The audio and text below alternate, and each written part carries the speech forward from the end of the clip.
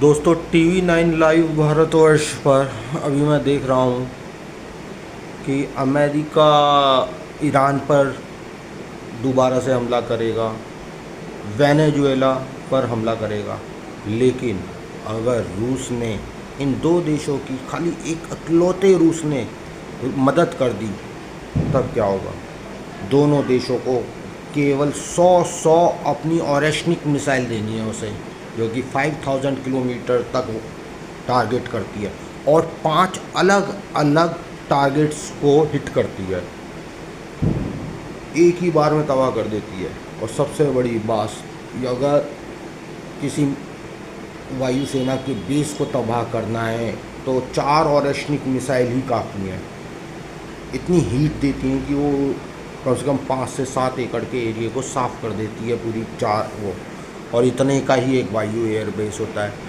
यदि ईरान को दे दिया तो सोचिए, Diego Garcia, Qatar, Bahrain, UAE, Syria, Jordan, Saudi Arabia के सारे एयर बेस उसके टारगेट पे होंगे और सिर्फ 4-4, 5-5 ऑरेशनिक मिसाइल सब पे दागनी है तो मुश्किल से 30 से 35 ऑरेशनिक मिसाइल में सारे अमेरिकी बेस साफ़ हो जाएंगे।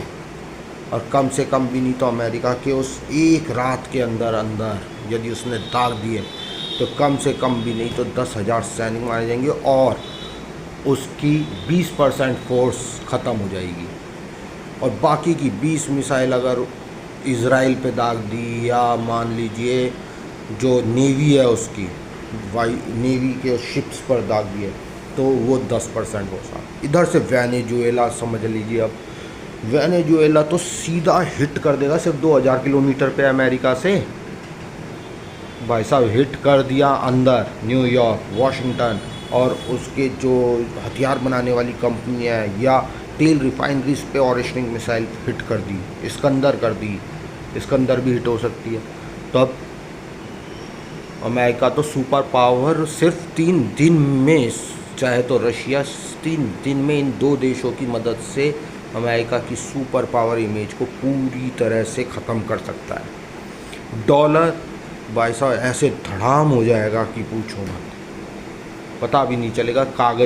कागजी शेर कह रहे थे ना मिस्टर ट्रम्प, सर बड़ी तगड़ी प्रोग्रामिंग है, समझिए आप।